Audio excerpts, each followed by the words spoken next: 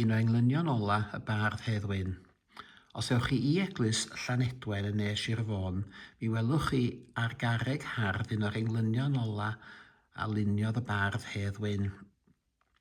Y hanes ydy bod ganddo fo gyfaill o lan Ffestiniog a oedd wedi symud i Sir Fôn, ond mi fu farw i wraig o yn 20 oed. Pan oedd Hedd Wyn wedi mynd adre am y tro olaf o'i wersyll milwrol yn Litherland, ac ar y ffordd yn ôl wedyn i fyna i gael ei hyfforddi fel milwr, mi gofiodd o ym 1916 i fod o wedi addo englyn i wraig i gyfaill. A dyna lle oedd o yn y tren ac yn digwydd bod yn y fan, ac mi luniodd yr englyn hwn rhwng Trawsfynydd ac Arennig. Ac wedi llunio'r englyn, mi roddodd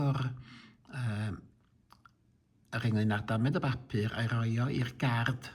Ac yn y Cylchgrawn Cymru, mae gennym ni englynion i'r gard hwn. Un yn Gymraeg, un yn Saesneg. Dyn siriol a dawn siarad, yw e fe yn y fan yn wastad. Enwog gŵr llawn o gariad, ar y lein yn gweini'r wlad. Handy God, most kind and gay. So I wish to sing his praise alway. And I hope he'll be someday the ruler of the railway.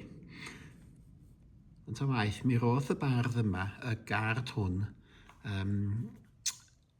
yr englyn mewn amlen, a'i bostio fo i'r cyfaill yma yn Sir Fôn.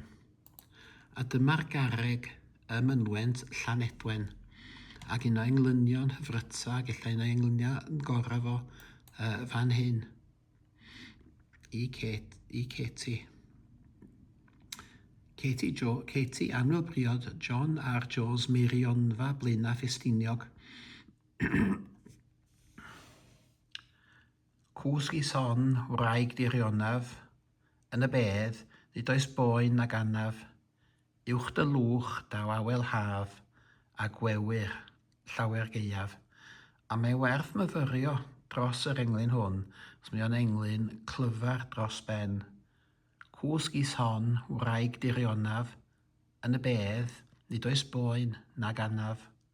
Uwch dy lwch daw awel haf, a gwewyr llawer geiaf.